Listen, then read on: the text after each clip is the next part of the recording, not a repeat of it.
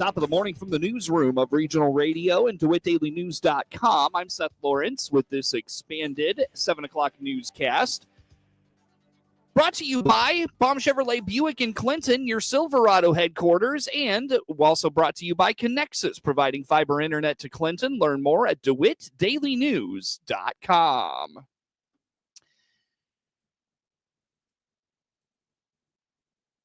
A series of proposed ordinance changes in the City of Clinton Codebook filled the City Council chambers Tuesday, with residents ready to share their thoughts on the issue. Prior to the public comment period, Mayor Helen Michelossi clarified several portions of the proposed ordinances that were recently amended over concerns noted by the community. The first was in regard to feeding feral animals. These are for sections 4.1, 4.5, and 4.8 in the said ordinance. And I'm going to read the revised parts of these so we're all on the same page, because I think a lot of folks had some concerns and are here to share some comments with us. So I'm going to read some revised parts of those. Concerning 4.1, the enumeration of nuisances, I'm going to read the entire section, and you will notice, if you read the first one, the first copy, you will notice what has been added, okay? The feeding of any mammal, including but not limited to feral cats, by any means, including hand feeding or placing or setting food out to be left unattended or attended, which creates or has a potential to create a hazard to public health safety, is hereby declared to be a public nuisance and to be unlawful. If any person places or sets out food that is in fact consumed by a wild mammal, that person will be presumed to have fed a wild mammal. The addition to this part of the section is as follows. Individuals acting on behalf of a recognized and approved TNR, trap, neuter, release program may be exempt from the feeding of feral cats for the purpose of carrying out the TNR program's mission. Another ordinance revision regarding trees on properties the mayor called a miscommunication and notes much of it mirrors legislation from the state of Illinois. 4.5 was in relation to trees, which we had quite, I think, a miscommunication on that for what the ordinance was actually the intent of that ordinance. So I'm going to clarify that. The original one had 2 paragraphs. For the sake of this revision, the first paragraph has been removed, and that mainly indicated what would happen on an individual's personal property, ownership of that property. Paragraph 2 shall now read as follows. Any person who shall hereafter plant or cause to be planted any tree or trees of the species mentioned in this section on any boulevard or City of Clinton property shall be in violation of this chapter. And there were, as you folks know, probably there are 14 trees listed in there. By the way, this list has been around for a long time and actually mirrors, I believe, the one from the state of Illinois. A large part of that list is from the state of Illinois. There was also confusion in regards to whether the ordinances were going to be voted on at Tuesday's meeting, to which Mayor Michelossi noted they would not be voted on, despite a recent filing of the ordinances suggesting they would be. The ordinance that they're looking at, Uh-huh. is that the ordinance that was put on file roughly 7 days ago? Seth, I don't know what one they're looking at. The one that you're reading, you struck off the whole paragraph. Uh-huh, And it was fully dismissed. right. That was the rough draft. that we Yes, got. that was the rough draft. This, Put something on file 7 days ago to be voted on tonight. That's what was stated last 2 weeks week. ago, we got more than 7 Now days. you're amending. this wasn't put on file. Changing it. So how could you put something on file 7 days ago that you're gonna vote on tonight when you're? We're not voting on this tonight, just to be clear, first of all. No. We're not. The agenda says discussion. 2 weeks ago it was put on file to vote for, or 2 weeks ago it was put on file to vote tonight. May I speak? Yes, you may. That was discussed during the meeting. In the meantime, and on the agenda, it says discussion on ordinance reworking 4-1 of the city code. Nothing is on file. Commissioner, finally, property upkeep has been a hot topic in recent months in Clinton, and there was also clarification provided regarding the fine structure for those citations. So 4-8 was a penalty, and this goes with, and I may ask, I think Chief Flowers is in the back of the room here. In relation to 4-7, automobiles inoperable motor vehicles, is that what we're talking about for 4-8 for penalty, correct? With that amendment? Okay. 4.8, the penalty Mhm. applies to all under chapter 4 of the nuisance. Okay, To all of them. Okay. Otherwise, okay, Okay. Chapter 4:1. thank you.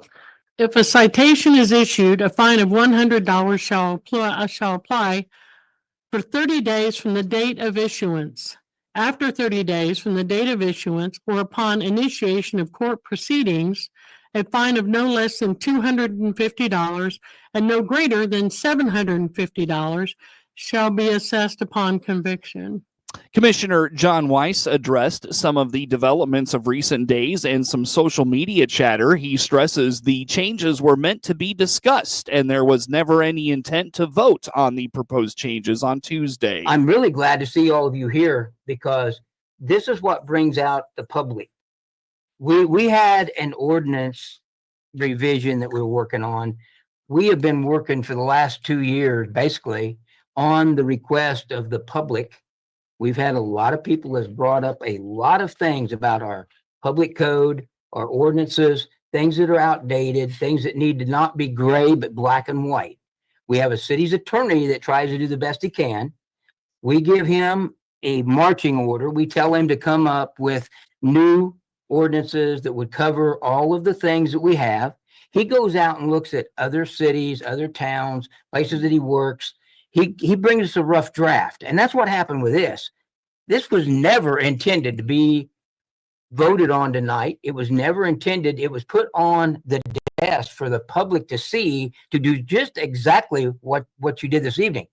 You get to look at it. You get to go through it just like we do. I had it of last meeting. That's when we all got copies. That's when we all got this draft. And it's just like the grammar teacher. If you're going to write an essay and you're going to do it, you got to get bibliography. You got to find out the background. You have to write a rough draft. You have to present it. You know, you're going to be re-editing. You're going to be doing the things that you need to. And that's how we normally do it.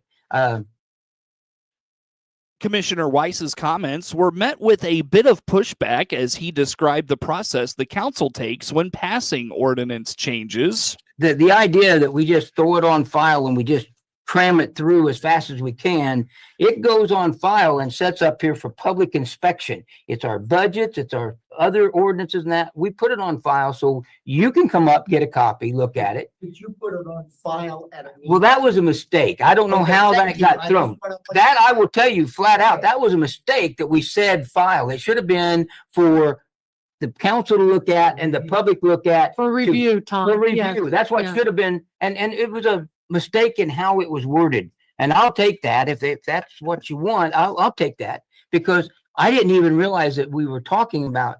But any other thing that we do, it sits there for 2 weeks for all the public to look at. We have a public hearing. People come in on the budget. They got any opportunity they want to tell us about the things that they don't like or they do like. If they've got a question with the budget, they can ask any of us, Clint and that. But this was just a total, it just got way out of hand because it should not have been said file and shouldn't have been that we're going to vote on it tonight, because that never was the intent. He did the best he could at looking up ordinances he was asked to look at, but I can even go back to Seth. Seth asked us a lot of things and came up with a lot of different things that with ordinances and with the code. And we've been working on that. We've even changed quite a few because of those questions.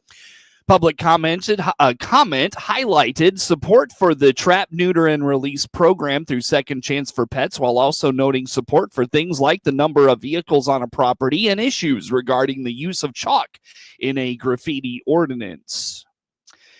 During April's County Land Use Committee meeting, The committee discussed wind ordinances that failed to pass through the Zoning Board of Appeals at May's meeting. Committee Chair Buck Carter indicated after being revisited by the ZBA, the wind ordinances have passed, but not without having sections of them changed or removed. The ordinances have also been reviewed by State's Attorney Dan Markwell. Last month we brought up about the wind towers. And then we've got the chapter 153 ordinance that came out of CBA. Yeah, what am I saying? Is that next item? Yes, next Okay. item. Yeah, the wind ordinance, yeah. I did meet with Mr. Markwell and got his feedback on a couple of minor adjustments. So I'll get that feedback collected and date sent out, and hopefully next Thursday then we got the ZBA's recommendation plus any proposed amendments. The ZBA did not move on the curtailment piece of the ordinance, but Carter plans to propose an amendment at the full board meeting that would reinstate it. The amendment requires the wind turbines essentially turn off during severe weather to prevent damage to the surrounding area. Basically, what I looked at is what the ZBA did not move on was the curtailment. And I think that the curtailment agreement definitely has to be in the ordinance. So I thought there was something for curtailment in there, because I know Mr. Markwell went through it just now.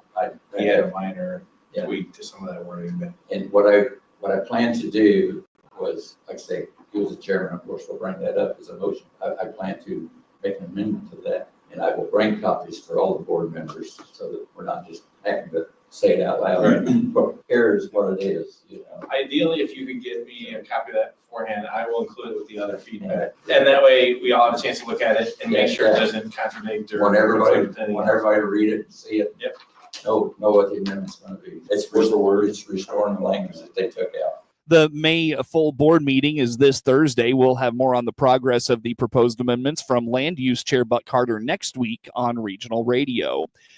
The busy summer camping season is well underway at Clinton Lake and Weldon Springs. On the WHOW Morning Show Tuesday, Department of Natural Resources Conservation Police Officer Noah Workman told Regional Radio the camping season has started hot and this weekend is sold out for the holiday. It's starting out hot.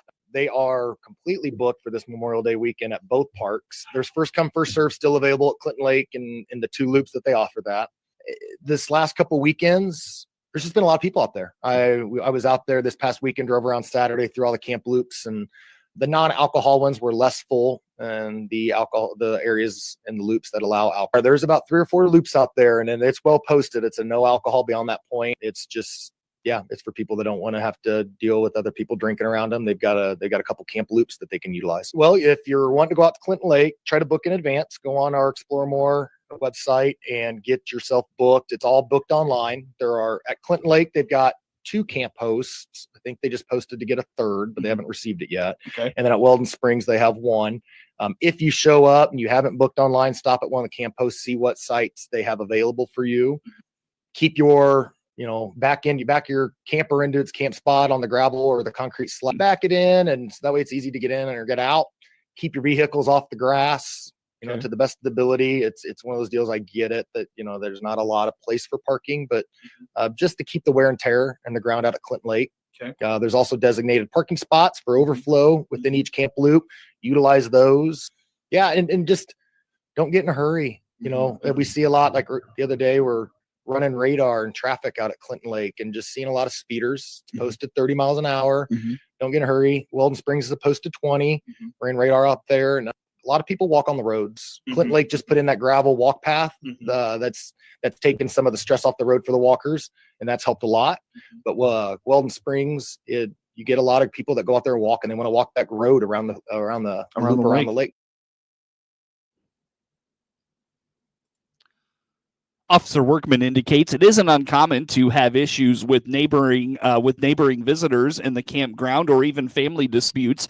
He hopes all visitors this summer find a way to get along. Yeah, we'll get a few this year. It's bound to happen. I think last year probably had 3 or 4 domestic disputes. Majority of them are alcohol related. At night, it's just people been hanging out all day having drinks, and then the liquid courage kicks in, and next thing you know, we're having disputes. More times than not, it's family disputes. So just be responsible when you're out there camping. Know that that's a public place. You've got a lot of other families that are surrounding you. if you've got family drama, friend drama, if you got beef, if you got problems with your neighboring campsite, call the park staff. They might be able to relocate you. They might be able to relocate them before you start getting physical or want to get verbal. Allow some intervention to come in, and so that way that we don't have those problems. Keeping the campground clean has been a challenge in recent years, and Officer Workman reminds of the old saying, if you bring it in, take it out, noting there are dumpsters all over the campground. Yeah, there's dumpsters galore out at Clinton Lake and Weldon Springs, so there should be zero reason to leave your campsite littered. Pick up, your garbage, put it in a garbage bag, and then there's garbage dumpsters all around the park. Dump it in one of the dumpsters and on your way out. I always tell people, leave it cleaner than when you came. If you can leave it cleaner than when you came, everything's going to be good to go. Officer Workman also reminds to park only in designated parking areas. Park staff have experienced challenges the last couple of summers with visitors making parking spots out of space that is not meant to be parking. News time is 24 minutes after 7 o'clock here on this Wednesday. Again, coverage of news is brought to you by Baum Chevrolet Buick in Clinton, your Silverado headquarters, and brought to you by Connexus, providing fiber internet to Clinton.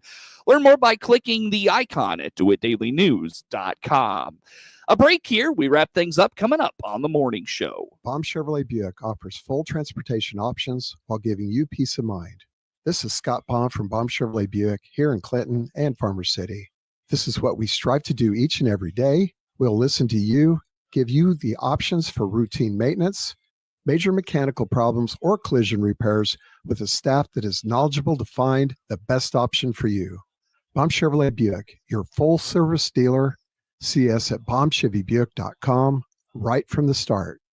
Experience the power of better connection with Connexus Fiber Internet. Connexus delivers ultra-fast, reliable speeds to keep you connected at the speed of life. Whether you're working from home, streaming your favorite shows, or gaming with your friends, Connexus has you covered. Say goodbye to buffering and dropped calls and say hello to fiber fast internet. Ready to upgrade your connection? Sign up today by clicking the Connexus icon at DeWittDailyNews.com. Nothing connects us like Connexus. News time is 26 minutes after 7 o'clock here on this Tuesday, or this Wednesday, pardon me. I'm Seth Lawrence with you folks today for this expanded local newscast. Time now for a look at this morning's obituaries.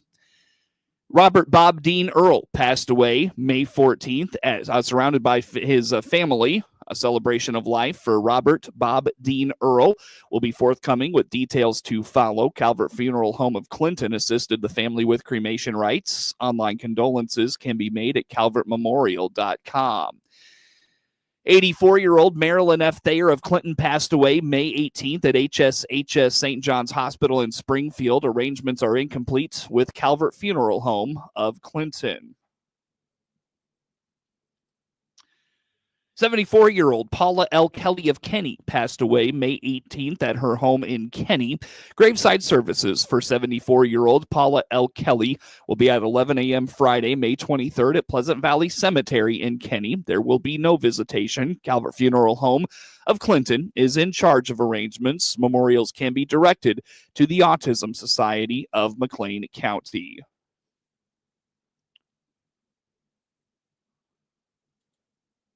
72-year-old Todd S. Riordan of Clinton passed away May 18th at Warner Hospital and Health Services in Clinton. Services for 72-year-old Todd S. Riordan will be at 11:30 a.m. Saturday at Calvert Funeral Home in Clinton with Kim Sargent officiating.